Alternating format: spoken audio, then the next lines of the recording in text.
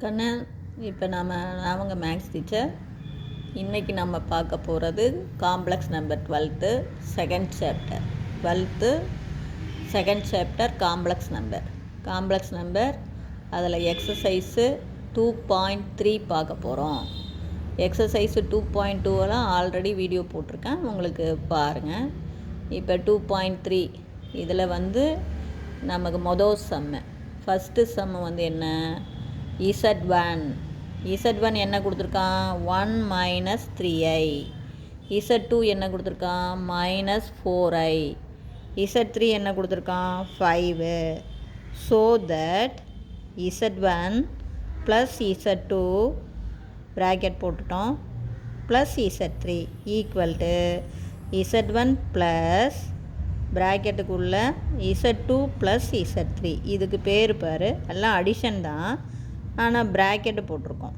இங்கே Z1 + Z2க்கு bracket போட்டிருக்கோம், இங்கே Z2 + Z3க்கு ப்ராக்கெட் போட்டிருக்கோம். இந்த ப்ராப்பர்ட்டிக்கு பேர் அசோசியேட்டிவ் ப்ராப்பர்ட்டி அண்டர் அடிஷன். அடிஷனில் அசோசியேட்டிவ் ப்ராக்கெட்டை மாற்றி போட்டு கூட்டுறதுக்கு பேர் அசோசியேட்டிவ் ப்ராப்பர்ட்டி அண்டர் அடிஷன். அடிஷனில் அசோசியேட்டிவ் ப்ராப்பர்ட்டி, ஓகேவா?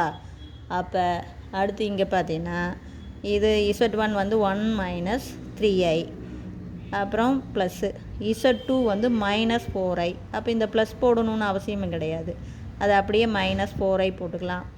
ப்ளஸ்ஸு Z3 நமக்கு என்ன, 5 ஈக்குவல் டு இங்கே பார்த்தீங்கன்னா Z1 என்ன, 1 - 3i, ஓகேவா?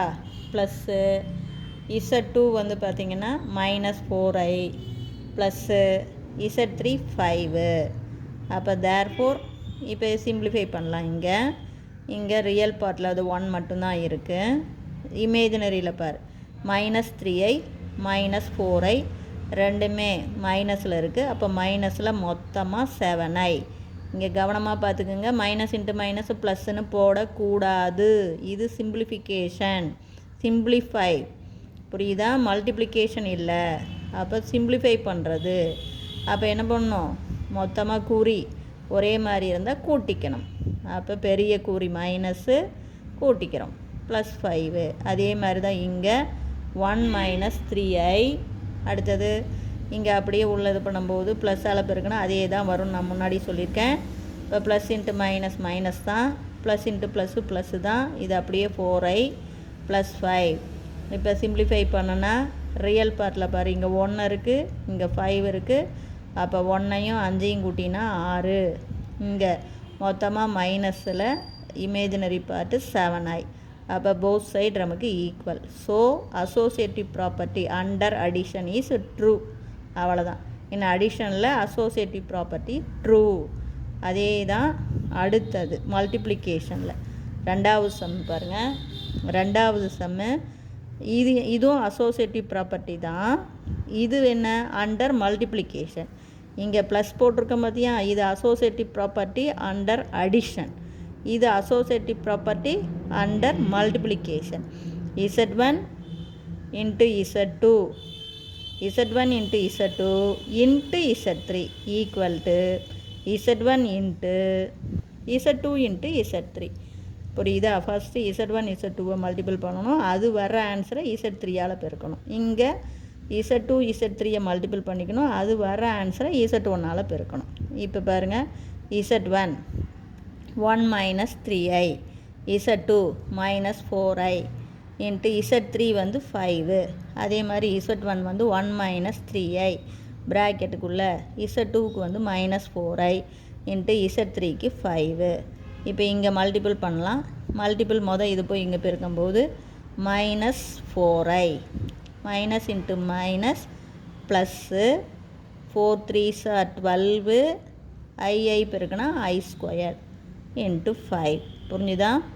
கவனமாக பெருக்குங்க. அதே மாதிரி 1 - 3i இதை போட்டு இதை மல்டிபிள் பண்ணிங்கன்னா -4 5s are 20i. எகைன் 5 எடுத்து உள்ளே பெருக்கலாம்.